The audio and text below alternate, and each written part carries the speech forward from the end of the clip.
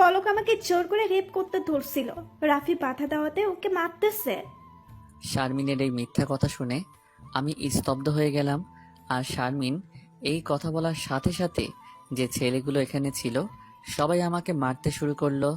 আমি কিছু বলার আগেই আমি ভাবতেই পারছি না কিভাবে নিজের ইজ্জত দিয়ে মিথ্যা অপবাদ দিল আমাকে। আমাকে সবাই মারতেছে আর আমার দুই চোখ দিয়ে পানি বের হচ্ছে, এটা ভেবে যে আমি এখনো কোনো মেয়ের হাত ধরিনি। আর শারমিন বলল আমি ওকে রেপ করতে ধরছিলাম। এরই মধ্যে স্যার ম্যাডামরা প্রায় সবাই চলে আসলো আমাদের ক্লাসে। আর কিছুক্ষণের মধ্যে পুলিশও চলে আসলো। হয়তো কেউ পুলিশকে ফোন দিছিল। পুলিশ আসার সাথে সাথে শারমিন আবারও তাদেরকে ওই মিথ্যা কথাটা বলল। শারমিনের কথা শুনে পুলিশ আমাকে ধরে থানায় নিয়ে আসলো। আমি ভার্সিটিতে থাকা অবস্থায় অনেকে অনেক কথা বলল, আমি খারাপ, গুন্ডা, মাস্তান, আমাকে দেখতেই বোঝা যায় আমি ভালো ছেলে না, ইত্যাদি। আমি বুঝি না, স্মার্ট হলেই কি সে ভালো, মডেলিং হলেই কি সে ভদ্র, বড় ছোটদের সাথে ফ্রিভাবে কথা বললেই কি খারাপ। আমি থানায় আসতে আসতে সিদ্ধান্ত নিলাম যে আমি শারমিনের এই মিথ্যা অপবাদের প্রতিশোধ অবশ্যই নিব। আমাকে থানায় ঢোকানোর সময় থানার এসআই আমাকে দেখে, তাই যে পুলিশ আমাকে ধরে এনেছে আমাকে সহ তাকে ডাক দিল। আমাকে এসআই বলল, পলক, তোমার এই অবস্থা কেন? কে মারছে তোমাকে? আর তোমাকে থানায় নিয়ে আসলো কেন? এসআইয়ের কথা শুনে আমি কিছু বলার আগে ওই পুলিশটা বলল, স্যার, ও যা করেছে তার জন্য তো শুধু ওকেই মারছে। আমরা আরেকটু দেরি করে গেলেই তো ওকে মেরে ফেলতো সবাই। কিন্তু স্যার, আপনি এই ছেলেকে চিনেন? হ্যাঁ, চিনি আমি ওকে, কিন্তু ও কি এমন কাজ করেছে?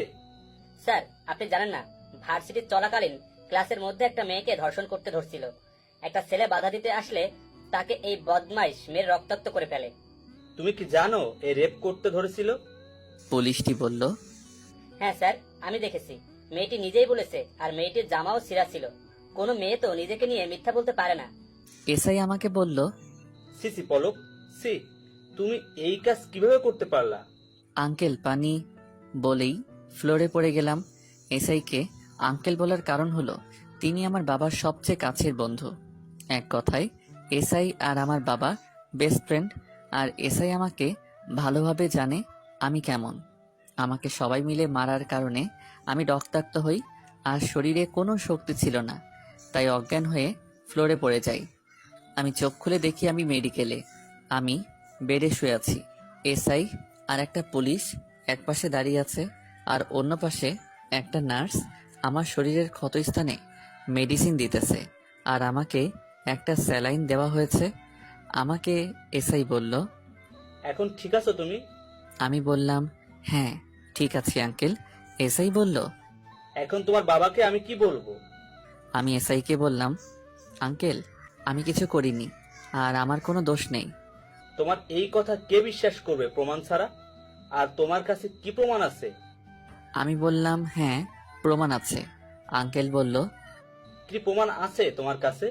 আমি বললাম, আমাদের ভার্সিটিতে প্রতিটি ক্লাসে ও বাইরে সিসি ক্যামেরা লাগানো আছে, ক্যামেরা থেকে আপনি প্রমাণ নিতে পারবেন। এসআই আঙ্কেল বলল, তাহলে ঠিক আছে, বাকিটা আমি দেখতেছি। এরপর আঙ্কেল পুলিশটাকে বলল, স্যালাইন শেষ হলে রহমান সাহেবের বাসায় একে রেখে দিয়ে ভার্সিটি চলে আসো। আমি নিজেই ওর ভার্সিটি যাচ্ছি। পুলিশটি বলল, ওনার বাসায় কেন স্যার? ওনার ছেলেকে চিনো তুমি? না তো, চিনি না স্যার।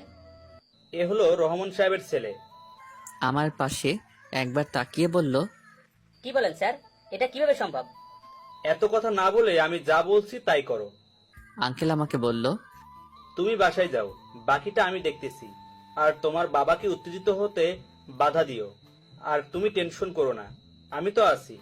কয়দিন রেস্ট নাও, ভার্সিটি যেতে হবে না। এগুলো বলেই আঙ্কেল মেডিকেল থেকে সোজা আমার ভার্সিটিতে চলে যায়। এসআই আঙ্কেলের কথা মতো স্যালাইন শেষ হতেই আমাকে পুলিশের গাড়িতে করে আমাদের বাসায় নিয়ে যাচ্ছে পুলিশটি। থানা থেকে আমাদের বাসায় যেতে 1 ঘন্টার একটু বেশি সময় লাগে, আর আমাদের বাসা হলো গ্রামে। পুলিশটি আমাকে জিজ্ঞেস করলো কি হয়েছিল। আমি পুলিশটিকে সব কিছু বললাম, আর তিনিও অবাক হয়ে যায় আমার সাথে যা ঘটেছে তা শুনে। আমি বাসায় যাচ্ছি, ভাবতেছি নিজেকে চেঞ্জ করব, থাকবো না আর আগের মতো গ্রাম্য ছেলে, মিশে যাব রঙ্গময় এই পৃথিবীর সাথে আলাদা একটা রং হয়ে। দেখবো এবার কে করে আমাকে অবহেলা। মনে মনে বলতেছি, তোদের কপালে কি আছে তা আমি নিজেও না জানি না। আগে সুস্থ হয়ে নেই, তারপরে বুঝবে এই পলকের সাথে খারাপ ব্যবহার করার পরিণতি কি হতে পারে। অবশেষে আমরা বাসায় চলে আসলাম। আমাকে নামাই দিয়ে পুলিশটি চলে গেল। বাসায় শুধু মা ছিল। আমাকে দেখে মা কান্না করার অবস্থা। বাবা আজ সকালে আমেরিকা চলে গেছে।